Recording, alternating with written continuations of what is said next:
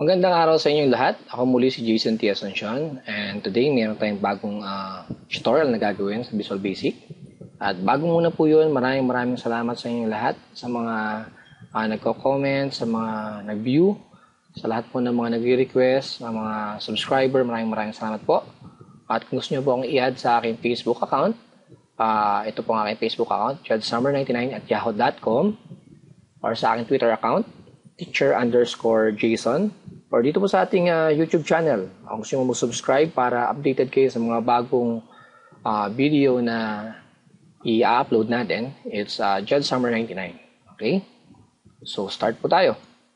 So, yung lesson natin ngayon is tungkol sa progress bar, incrementation, message box, and timer. No? So, meron kasi nag-request sa atin about progress bar. Okay? So, medyo advanced po tong topic na to kasi ang progress bar is hindi parte ng regular toolbar ng Visual Basic. Okay? So, gawin na natin. So, magbubukas na tayo ng Visual Basic 6.0. Okay, Standard Exe. Okay, so ito po yung toolbar natin. No? Sabi ko nga sa inyo, hindi kasama ng default na toolbar ng Visual Basic ang progress bar. Okay, so wala siya dito. So, mag-right click lang po tayo sa may toolbar natin, then components. Okay, then hanapin lang natin dito sa Microsoft, browse down po tayo. And Microsoft Windows Common Controls 6.0 SP6, apply, okay. Okay. So, may lalabas dito na progress bar, ayun siya. Okay. So, sa activity na to, ang gagawin natin is meron tayong isang form kung saan naglo-load siya, okay, from 0 to 100. Then, pagkatapos ng loading, may lalabas na text box. Ang sasabihin ng text box, may lalabas na message box. Okay?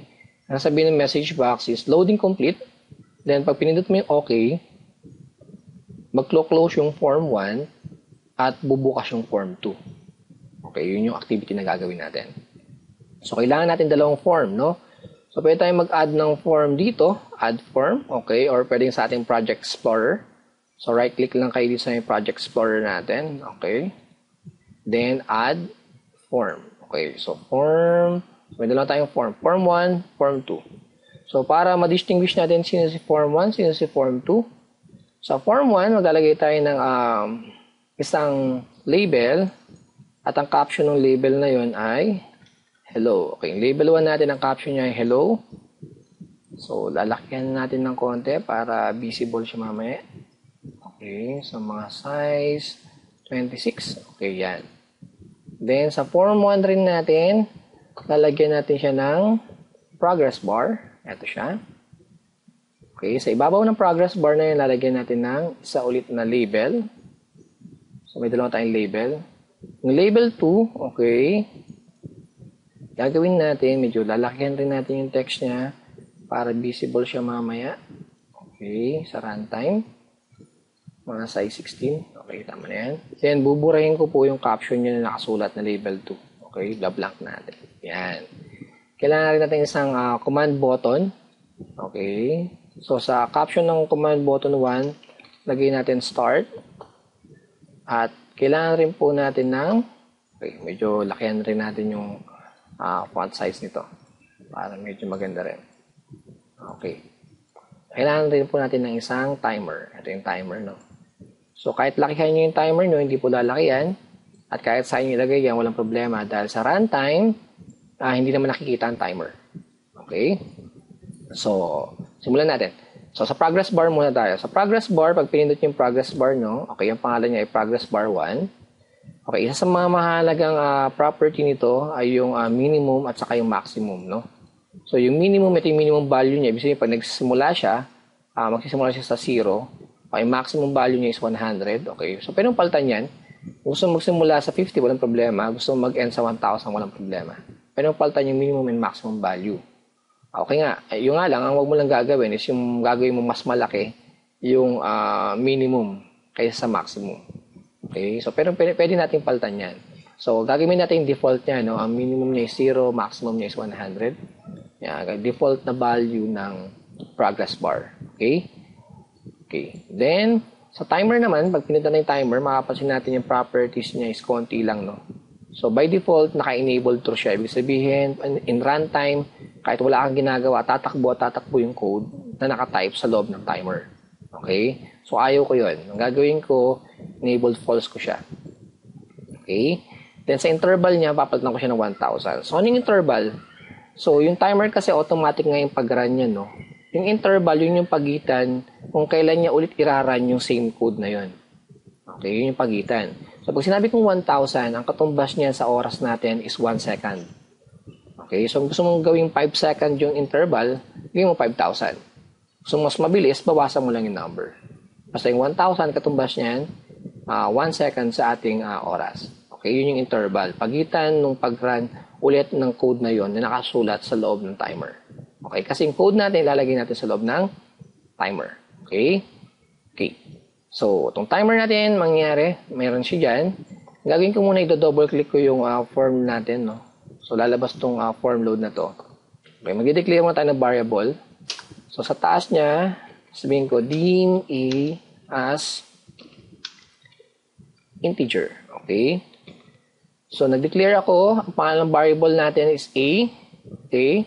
Ang data type niya ay integer. Okay? Ang pwede niyang ilaman is integer value. Okay?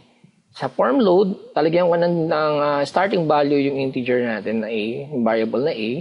Ang starting value niya is 0. So, a is equals to 0. Ibig sabihin, automatic, may laman na agad yung A, ang laman niya ay 0. Okay? Then, sa timer, double-click yung timer.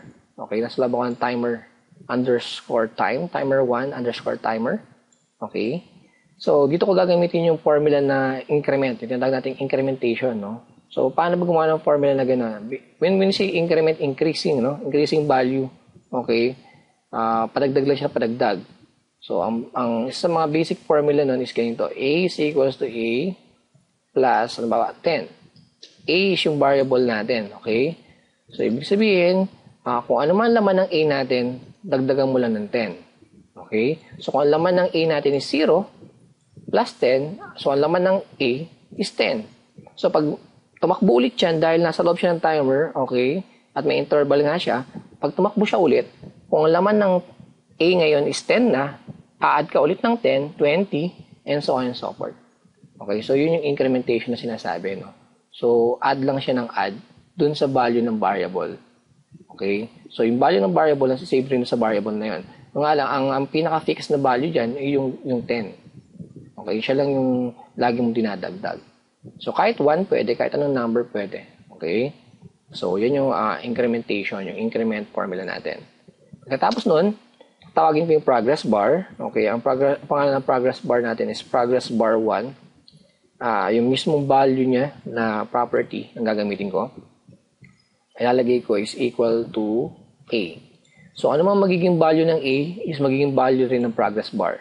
So, kung value ng A ay 0, nagsimula siya sa 0, at nagkaroon ng incrementation, magiging 10. So, unti-unti, kasi pag nag-start tayo, ang value ng progress bar is 0, di ba? So, wala kayong makikita dito, walang blue. So, unti-unti, nalagyan ng laman to. Kasi, ginamit nga ng increment formula para sa value ng progress bar. So, mamaya 10, 20, 30, hanggang umabot ng 100. Okay? Then, sabi, para mas maganda, yung laman ng, para alam natin kung ano ng value na ng progress bar, lalabas may nakasulat. Loading, 10%. Ibig sabihin, 10% yung value ng progress bar, di ba? So, para gawin yun, gagawin natin ganito. Tatawagin ko itong label na to. Okay, label to yan, di ba? Sa loob ng timer, sa ilalim ng progress bar 1, that value is equals to A. Tatype ko lang is label 2, that caption is equal to, gagawa tayo ng string, okay, loading, okay, space, yan. Then, gagamit ako ng ampersand. Ampersand is ginagamit kapag nag-a-add ka ng mga string values. Okay, kapag mathematical kasi yung addition symbol, no?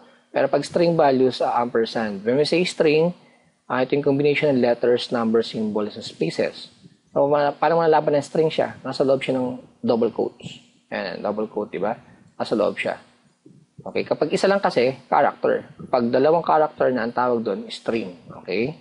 So, loading, then yung ampersand, yung value ng A, okay? Then, ampersand ulit, space, okay, symbol, percentage symbol. Okay. So, yan yun. So, meron na, mag-run na siya, no? Kung alam, gusto natin, pagdating ng 100%, dapat titigil na yung loading, sasabihin niya, loading complete. Okay, nalabas message box. Pag pinindot mo yun, wala yung form 1, nalabas yung form 2. Okay? Okay. So, ang gagawin natin, gagawa tayo ng if statement. So, if, okay, progress bar 1 dot value is equal to 100, then, okay, pag naging 100 na siya, sabihin natin, maglabas ka ng message box. So, ito po yung code ng message box, MSG box. Okay. Yung string na nakasulat is loading complete. Okay. Yan. Okay. So, yun yung message box, no? Ang problema, kailangan mawawala yung form 1, lalabas yung form 2. Okay. So, pag lumabas yung message box na loading complete, dapat mawawala yung form 1. So, ang code para mawala yung form 1, pwede nyo sabihin na form 1, tapos unload. Okay, pwede yan. Okay. Pero para mas maiksi, kapag yung code ng unload is nasa loob ng form na gusto mo mismo i-unload, okay, nandun ka sa mismong form na yun, so gusto mo i-unload siya, ang mas maiksing paraan is unload me. Okay, me means yung pangalan ng form. So, same rin yan sa form 1, space unload. Ibig sabihin yan, i-unload mo yung form 1 or i-unload mo tong form na to. Okay? Kasi nasa form 1 tayo. So, unload mo yung ginamit ko. Tapos natin i-unload, lalabas yung form 2. So, form 2 dot show. Okay? Pagka-unload ng form 1, lalabas yung form 2. Okay. Gawin natin, ibalik natin yung value ng A sa 0 at patigilin natin yung pagtakbo ng timer. Okay? Para hindi siya dire-diretso. So, gagawin natin para patigilin yung timer. Timer 1 dot enabled is equals to false. Okay? So, titigil na yung timer niyan. Hindi nagagana yung formula sa loob ng timer. Then, syempre, lahat ng if ay nagtatapos sa end if. Okay ba yan? Yan. Okay, so yung gagawin natin. So, review lang tayo. So, ito yung increment formula. Naglalagay ng value para sa variable A. Okay. Laging nag-a-add lang ng 10. At kung ano man yung magiging value ng A, mapupunta sa value ng progress bar. Okay. Then, ilalabas yung value ng progress bar mismo dun sa may label 2. Okay. At kung sakaling umabot na sa 100 yung value ng progress bar, may lalabas na message box. Sabihin niya loading complete. Then, mag-a-unload yung form niya, yung form 1. Then, lalabas yung form 2. Okay? Babalik lang natin yung value ng variable A sa 0. At papatigilin natin yung timer 1. Okay? Para hindi siya gumana ulit. Then, end if. Okay? So, parang okay na. Kailangan natin yung form 2. Labas natin yung form 2. Okay? Para ma-distinguish natin kung anong form 1 sa form 2. Yung form 1 may hello na nakasulat. Yung form 2 lalagyan rin natin na nakasulat. So, lalagay lang ako ng label, nakasulat sa kanya is welcome. Okay, lalakihan natin konti. Center ko muna. Okay, lakihan ko lang. Okay, mga size 26. Yan. Okay. So, yun po mangyayari. Bubukas yung form 1. Okay. Pag pinindot natin yung start, doon pala maglo-loading. Pag umabot sa 100% yung loading natin, may lalabas sa message box, sasabihin niya loading complete. Then, pag in-okay natin, mag-a-unload yung form 1, lalabas yung form 2. Okay, so kailangan natin isang code sa may start button. Kailangan natin buksan muna yung timer. Bakit? Kasi hindi siya enabled sa kanyang, sa runtime, hindi siya naka-enabled true, no? So, naka-false siya. So, magpapa-enable true sa kanya is yung command 1 button. Okay? So, start natin. Run natin. Okay. So, ito yung form 1. Pansin nyo yung progress bar, wala pang laman. Okay? Pag pinindot ko yung start, unti-unti lalabas yung laman ng progress bar. May nakasulat sa taas na loading kung ilang percent yung nalo-load. Pagkatapos na pag maabot ng 100%, may lalabas na message box. Sasabihin niya, loading complete. Pag pinindot ko yung okay, mawawala yung form 1, lalabas yung form 2. Okay, start. Okay, yan. Unti-unti na. Loading 20, 30, 40. Okay, unti-unti. Okay, hanggang umabot siya sa 100%. Then, may lumabas na message box. So, sabi niya, loading complete. Pag pinindot ko yung okay, dapat mawawala itong form 1, lalabas yung form 2. So, okay. Nawala yung form 1, lumabas yung form 2. Okay? So, simple lang po yung code, di ba? So, ganun lang po gamit ng progress bar, timer, increment formula, at message box sa Visual Basic 6.0. I hope may natutunan po kayo sa tutorial na to. At muli, lagi kong sinasabi, ang tutorial na to ay tool lamang para matuto tayo. Kailangan pa rin po natin ng teacher or mentor para mag-guide sa atin. Muli, hanggang sa susunod na video, kita-kita po tayo. Maraming salamat and God bless.